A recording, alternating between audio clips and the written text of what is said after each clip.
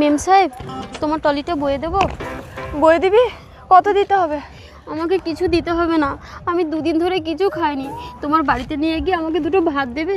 আচ্ছা ঠিক আছে, চল।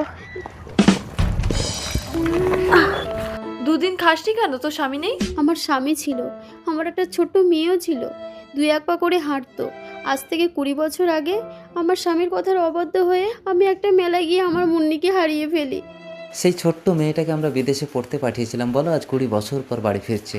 তারপর আমার স্বামী আমাকে ঘর থেকে বের করে দিয়ে বলে, যতদিন না মুন্নিকে খুঁজে পাবো ততদিন আমি ঘরে উঠতে পারবো না। ওই তো শালি নিয়ে এসে গেছে। এটা আরে দেখ, নোংরা ধুলো ময়লা কাপড়ে ভিখারিটা ঘরে উঠে এসেছে। বাবু আমাকে বলেছিল দুটো ভাত খেতে দেবে। ভাত রাত কিছু হবে না, এনে 10 টাকা আছে, নিয়ে চলে যা যা। শালিনী, বাবা, আমি এয়ারপোর্ট থেকে নেমে ট্যাক্সি করে বাড়ি এলাম, তুমি একটা কাউকে পাঠাওনি? এই ব্যাগ নিয়ে কি আমি পারি একা? কেন? আমি তো ছেলেকে পাঠিয়ে দিয়েছিলাম। দাদা, দাদা বড় হয়ে গেছে? হ্যাঁ, এই প্রশ্ন। এ আমার দাদা, এ তোরা আমাকে নিতে গিয়ে আই লাভ ইউ বলছে, আমি তোকে থাপ্পড় মেরে দাঁড়িয়ে দিলাম। কেন? ওর সাথেই তো তোর বিয়ে হবে। বাবা, ভাই বোনে বিয়ে করবো নাকি?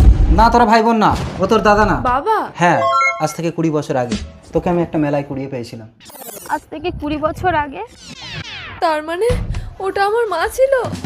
শালিনী, শালিনী, শালিনী, শান্ত হ। প্রশ্ন অত জানি না, তুমি শালিনীকে এনে দাও, আমার ছেলেকে শান্ত করো। এসো এসো সবাই এসো। মা! মেম সাহেব? মেম সাহেব না মা, আমি তোমার সেই মেলায় হারিয়ে যাওয়া মুন্নি। মুন্নি, শুনছো? তোমার মেয়ে মুন্নিকে আমি এনেছি। বাবা, শালিনী, ওই তো শালিনী আপনাদের মেয়ে। আমার ছেলে শালিনীকে ছাড়া বাঁচবে না, ওকে আমি ভিক্ষা চাইছি। ভিক্ষা? আমি না খেতে পেয়ে আমি আপনাদের বাড়িতে দুটো ভাত ভিক্ষা চেয়েছিলাম, দিয়েছিলেন? আমাকে ধাক্কা দিয়ে বের করে দিয়েছিলেন।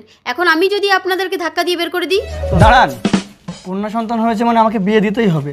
তাছাড়া মজুমদার বাবু কম বড় লোক নয়, আমি আমার মেয়ে মুন্নির সঙ্গে মজুমদার বাবুর ছেলেরই বিয়ে দেবো। আমি রাজি। দেখেছেন, অর্থের অহংকারে কখনো কাউকে তুচ্ছ ভাবা উচিত নয়।